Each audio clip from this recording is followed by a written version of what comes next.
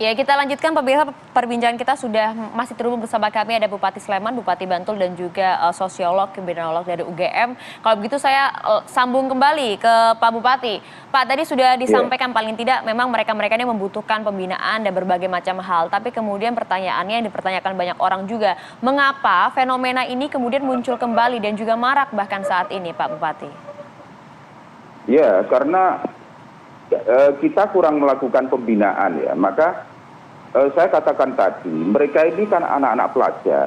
Tidak sulit menemukan mereka. Datanya ada di sekolah-sekolah. Maka pertama peningkatan peran orang tua kepada proses pendidikan anak ini harus ditingkatkan.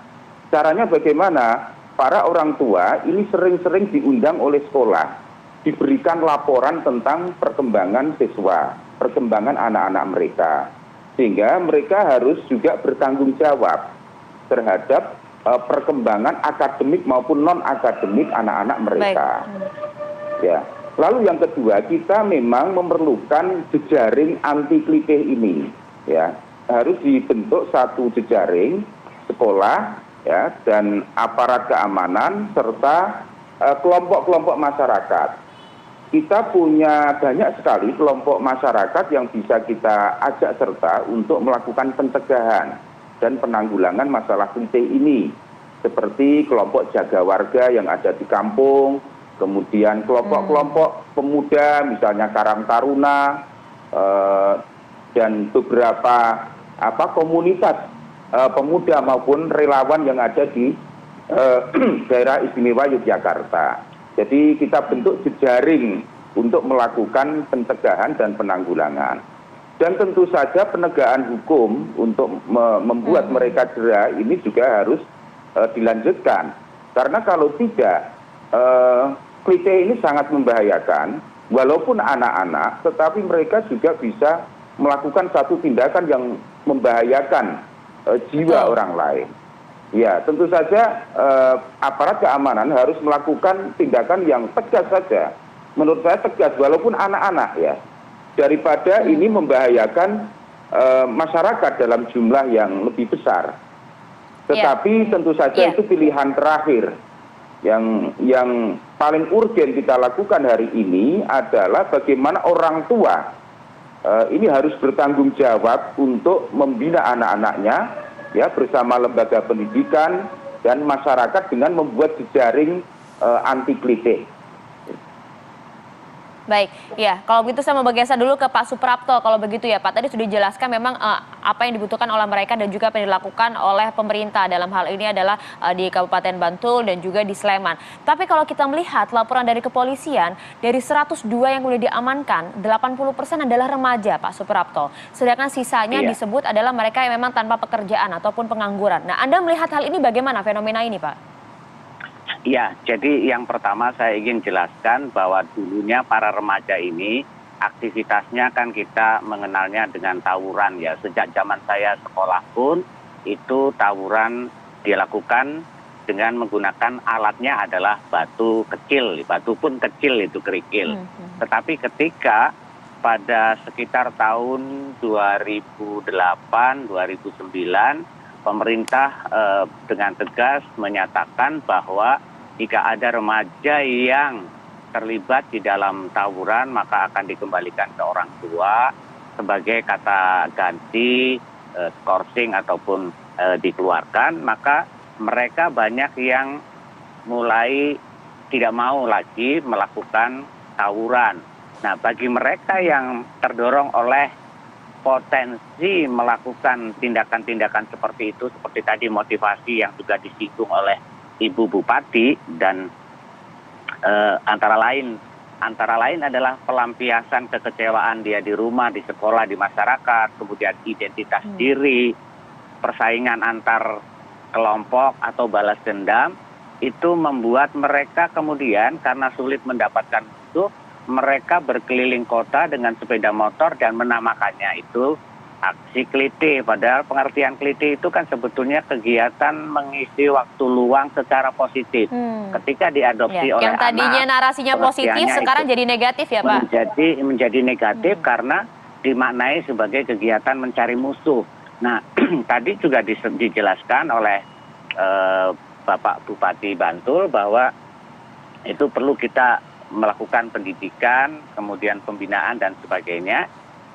Kami menangkap bahwa ketika mereka kemudian melakukan aksi mencari musuh dan mempunyai potensi untuk berbuat kejahatan jalanan, maka muncullah pihak kedua dan pihak ketiga. Saya menyebutnya ada 3 macam organisasi geng pelajar ini, yaitu yang murni itu adalah ketua, wakil, dan anggota. Kemudian yang kedua saya menyebutnya kelompok inti plus, itu organisasi inti plus itu plus alumni, dan yang ketiga adalah kelompok inti organisasi inti plus plus plus yang kedua itu adalah kelompok yang lebih besar yang berusaha mencoba dalam bahasa Jawa nabok nilih tangan. Jadi mereka memang meminta mereka melakukan aksi kejahatan jalanan, karena kalau yang melakukan itu orang dewasa, sanksinya hukumannya berat. Sedangkan kalau anak-anak atau remaja, dulu itu kan hanya dalam bentuk pembinaan. Meskipun ketika mulai terjadi bahwa aksi mereka itu bisa sampai menyebabkan hilangnya nyawa, lalu seperti yang juga tadi disampaikan Pak Bupati, itu diberlakukan sesuai dengan hukum yang berlaku, dengan disesuaikan dengan tindakan yang dilakukannya gitu. Jadi dalam di sosiologi kita mengenal bahwa mereka memang punya niat. Ketika niat itu didukung oleh opportunity dan juga social control yang lemah, maka niat itu mendapatkan kesempatan dan bisa menjadi terjadinya kejahatan ataupun kenakalan itu. Jadi itu akan bisa terus-menerus kalau tidak tadi direm dengan apa yang sudah disampaikan oleh baik Ibu Kustini maupun Pak Abdul Hakim. Demikian. Pak Suprapto, apakah kemudian Anda masih menilai di era saat ini begitu ya, kemudian cara-cara pembinaan, kemudian juga mengajak keluarga para pelaku ini kemudian untuk bisa memberikan hal-hal yang lebih positif lagi, pembinaan terhadap keluarga dan juga lingkungan ini masih cukup efektif? Karena kalau kita melihat kemudian banyak juga netizen yang bilang gitu, aduh kalau anak sekarang Mbak, mungkin kalau anak dulu dikasih tahu diem kemudian takut tidak mengulangi, tapi kalau anak sekarang dikasih tahu diem tapi kemudian mengulangi gitu, gak didengerin Pak. Apakah hal ini masih relevan di era saat ini? Nah, sebetulnya persoalannya bukan relevan atau tidak relevan, tetapi proses sosialisasi, proses pendidikannya itu belum selesai, belum tuntas. Karena dalam teori itu kita harusnya tidak hanya berhenti pada sosialisasi atau pendidikan ya. Sosialisasi harus diikuti, dipantau sampai pada proses yang kedua. Tahap yang kedua adalah internalisasi. Mereka meresapi apa yang disampaikan itu dan lalu bermuara pada tahap ketiga, institusionalisasi atau penerapan perilaku. Nah, selama ini banyak lembaga yang melakukan sosialisasi sudah selesai gitu, tanpa ada pemantauan gitu, monitoring sampai pada evaluasi apakah itu ya pendampingan sampai pada tadi internalisasi, peresapan, kemudian institusionalisasi. Satu hal yang menarik adalah dulu ketika ada kasus remaja sampai terjadi pembunuhan atau meninggal kemudian diwawanci interogasi polisi sekitar jam 10 malam dia tanya selesainya kapan nih, kami itu besok sekolah pagi. Itu kan artinya bahwa dia belum menyadari bahwa apa yang dilakukannya itu dia harus menginap di kantor. Nah itu loh Pak yang kemudian tadi saya maksud. Kalau begitu saya mau lihat dulu respon dari Bapak dan juga Ibu Bupati. Mungkin saya ke Bu Bupati dulu. Bu, kalau dilihat ternyata memang masih ada ada hal yang belum tuntas, sosialisasi pendidikan terhadap anak-anak ini sendiri sebenarnya. Nah bagaimana kemudian dari pihak Anda, pemerintah, memaksa betul begitu, tidak hanya pihak sekolah tapi juga kemudian keluarga untuk menuntaskan hal ini, bahwa agar mereka ini, para pelaku ini benar-benar paham dan kemudian tidak kembali mengulangi kejahatannya? Oh iya, terima kasih Mbak. Ini memang harus dibantu dengan adanya lingkungan, dengan remaja sekitar rumahnya Mbak. Nanti ke depan saya akan membentuk, saya hidupkan kembali dengan adanya PIKR, Pusat Informasi Konseling Remaja. Jadi remaja nanti yang bisa komunikasi adalah dengan remaja. Dengan remaja ini walaupun nanti kita melibatkan orang tua, melibatkan polisi dan lain sebagainya. Dengan bahasa remaja, diharapkan nanti anak ini juga kasih masukan bahwa yang Anda lakukan itu melanggar hukum dan merugikan yang lain.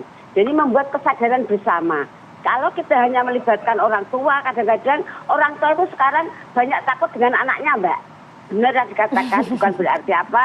Katanya di depan orang tua oke, nanti di belakang lain. Tapi bagaimana dengan menghidupkan remaja itu, nanti kita hidupkan mulai desa wisma, siapa yang mempunyai anak-anak remaja, nanti kita kumpulkan, dibantu oleh tadi kemarin saya sudah pengarahan dengan Pak Naiwu, Pak Camat, dan Pak Lurah, nanti kita bentuk adanya itu. Sehingga kita mengharap kritik-kritik di Sleman nanti alon-alon dengan sedikit-sedikit kita tertangani dan ke depan nanti tidak ada. Ini kalau saya ngasih masukan, libatkanlah semua remaja yang ada di sekitarnya. Karena ini adalah bahasa remaja.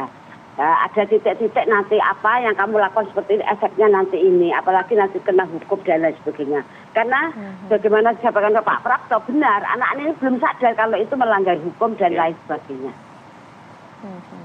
Ya baik, terima kasih Ibu. Ada pendampingan nanti di sana ya. Nanti saya juga akan ke Pak Bupati, tapi usai jeda Pak, kita tahan dulu sesaat lagi. Tetaplah bersama kami.